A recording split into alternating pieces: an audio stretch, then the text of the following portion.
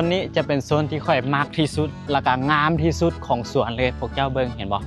อ้อมๆบริเวณนี้ก็สิเต็มไปด้วยพงดอกไม้สีสันดอกไม้ที่ค่อยกำลังยืนอยู่นี่ตัวนี้จะเป็นดอกไต่ไก่โคตรงามเลยพวกเจ้าเบิ่ง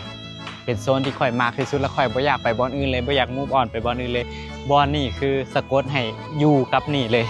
บอนนี่เป็นบอนเดียวที่ดึงดูดสายตาและก็งามที่สุดของสวนเลยค่อยยกให้บอนนี่คือจุดที่สุดของสวนแห่งนี้เลยไผมาอย่าลืมมาจุดนี้เด้อบ่มานี่บ่ได้เลยถ้าไผมานี่ส่วนตัวนี้หันแมนเขาเจ้าจะเปลี่ยนชื่อจากสวนสามน้ำมาเป็นสวน Golden Out Garden เด้อจุดนี้จะเป็นจุดไฮไลท์ของสวนเลยไผมาต้องมาถ่ายจุดนี้เป็นอันดับแรกก่อนเลยตอนนี้ค่อยเข้ามาอยู่กลางสวน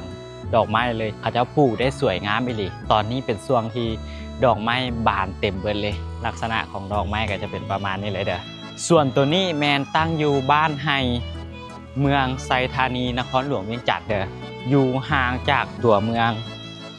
ใช้เวลาประมาณ1 ชั่วโมงเด้อขี่รถมาฮอดโคตรงามเลยขึ้นมาจุดสูงสุดแบบนี้ละแนวลงไปแล้วก็เวลาขึ้นมานี่ก็สิเห็นทุกมุมของสวนเลยแม้ไปมุมใดก็สิเห็นสีสันของดอกไม้เต็มไปหมดเลยนี่บริเวณอ้อมห้อมบรรยากาศอ้อมห้อมก็จะเป็นประมาณนี้โคตรงามเลยแล้วก็สิมีลาน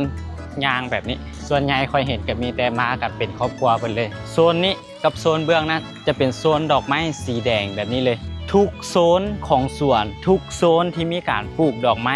แมนเฮาสามารถย่างเข้ามาได้แบบนี้เลยเด้อย่างเข้ามาถ่ายรูปเจ้าอยากย่างไปถ่ายรูปอยู่จุดใดก็ได้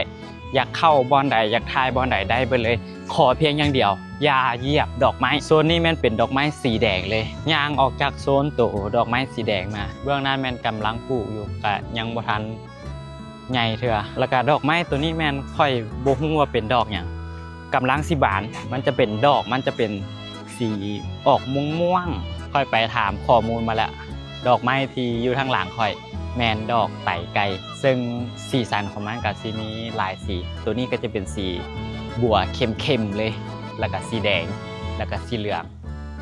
ค่อนข้างให้ความสวยงามเลยแหละยางมาหน่อยนึงโซนตัวนี้แมนเป็นโซนดอกดาวเรืองแต่ว่า